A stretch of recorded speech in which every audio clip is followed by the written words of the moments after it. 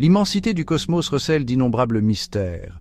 L'humanité, avec son insatiable curiosité, cherche depuis longtemps des réponses parmi les étoiles. Pendant des millénaires, nous avons contemplé le ciel, questionnant notre place dans la grande tapisserie de l'existence. Si les télescopes ont étendu notre vision, révélant des merveilles célestes, les textes sacrés ont offert des aperçus profonds sur les vérités cachées de l'univers. Parmi ces textes sacrés, le Coran se distingue par ses déclarations profondes sur le monde naturel. Révélés il y a plus de 1400 ans, les versets du Coran contiennent des aperçus étonnants sur des réalités scientifiques qui n'ont été pleinement comprises que des siècles plus tard. Des complexités du développement embryonnaire à la nature expansive de l'univers, la sagesse du Coran s'harmonise avec les découvertes scientifiques modernes. Cet essai explore l'une de ces intersections fascinantes, le concept de dilatation du temps, tel qu'évoqué dans le Coran, et son alignement remarquable avec la théorie révolutionnaire de la relativité d'Albert Einstein. Le temps, fleuve énigmatique, coule sans cesse, façonnant notre perception de la réalité. Nous le percevons comme linéaire, une progression constante du passé vers le futur.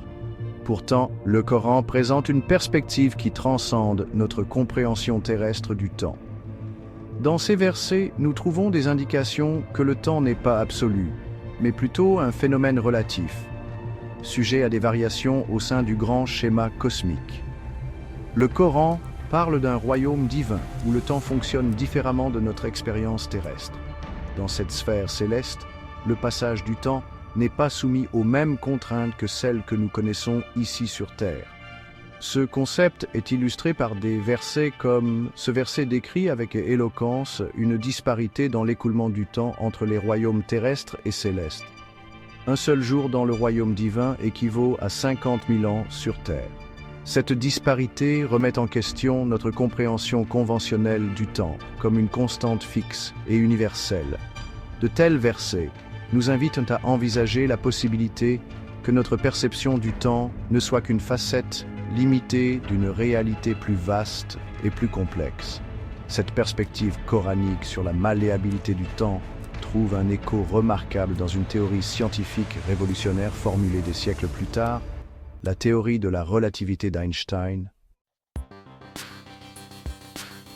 Au début du XXe siècle, Albert Einstein, physicien théoricien d'un génie inégalé, a révolutionné notre compréhension de l'univers avec sa théorie révolutionnaire de la relativité.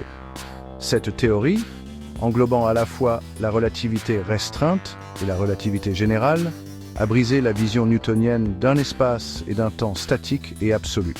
La théorie de la relativité restreinte d'Einstein, publiée en 1905, postule que les lois de la physique restent constantes pour tous les observateurs, se déplaçant à des vitesses uniformes les uns par rapport aux autres. Cette affirmation apparemment simple a des implications profondes. L'une de ces implications les plus surprenantes est le concept de dilatation du temps, qui affirme que le temps n'est pas absolu, mais relatif au référentiel de l'observateur. Selon la relativité restreinte, le temps ralentit pour les objets se déplaçant à des vitesses proches de la vitesse de la lumière. Cela signifie que le temps passe plus lentement pour une horloge en mouvement par rapport à une horloge stationnaire. Plus un objet se déplace rapidement, plus la dilatation du temps qu'il subit est importante. Ce phénomène peut sembler contre-intuitif par rapport à nos expériences quotidiennes, mais il a été vérifié expérimentalement à de nombreuses reprises.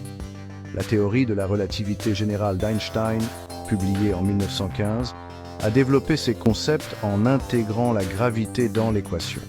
La relativité générale propose que la gravité ne soit pas une force, mais plutôt une courbure de l'espace-temps causée par la présence de masse et d'énergie. Les objets massifs déforment le tissu de l'espace-temps autour d'eux, ce qui ralentit le temps à proximité. Pour illustrer le concept époustouflant de la dilatation du temps, considérons le célèbre paradoxe des jumeaux. Imaginez deux jumeaux identiques, appelons-les Astra et Cosmo. Astra reste sur Terre, tandis que Cosmo entreprend un voyage spatial à grande vitesse, voyageant à une fraction significative de la vitesse de la lumière, Selon la relativité restreinte, le temps passera plus lentement pour Cosmo pendant son voyage par rapport à Astra sur Terre. Au retour de Cosmo, il constaterait qu'Astra a vieilli beaucoup plus que lui. Cette différence de vieillissement, conséquence directe de la dilatation du temps, peut sembler paradoxale, d'où le nom de paradoxe des jumeaux.